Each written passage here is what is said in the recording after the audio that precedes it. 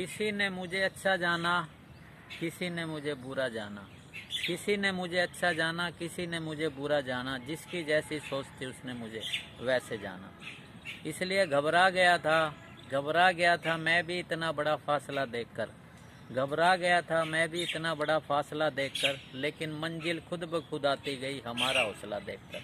मैं अक्सर ट्रेन के द्वारा कई स्टेशनों पर जाता हूँ, तो ऐसे ही एक वाक्य याद आ रहा है कि लोग मन जो है सेक्स चिल्ली की तरह से होता है, कितना उड़ता है, कितनी परिकल्पना करता है। उसी से संबंधित एक वाक्य मेरे को याद आ रहा है।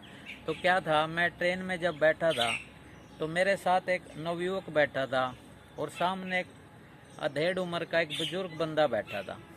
तो गाड़ी सही चल रही थी, एकदम उस नवयुवक ने उस अधेड़ उम्र के बुजुर्ग बंदे से पूछा।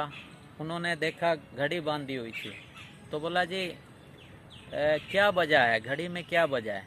तो उस बुजुर्ग आदमी ने उस नवयुवक की तरफ देखा ऊपर से नीचे तक। वो नवयुवक हैरान रह गया। बोला मैंने तो टाइम पूछा है और आप ये क्या कर रहे हैं।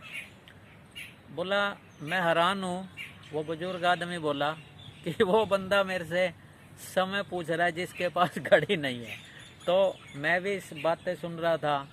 तो उस बंदे ने, जो बुजुर्ग बंदा था, उससे बोला देखो आप फिर मेरे से पूछोगे मैं कहाँ जा रहा हूँ, फिर ऐसा होगा आप मेरे साथ ही चल पड़ोगे और कुदरती मेरे घर में ना मेरा जवान बेटी, फिर आप आओगे, खाना पीना होगा, बातचीत होएगी।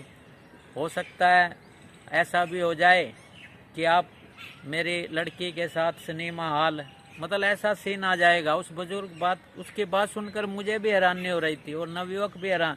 तो उस बुजुर्ग आदमी ने बोला ऐसा सीन भी आ जाएगा, एक दिन तू कहेगा कि मुझे तुम्हारी लड़की से शादी करना है।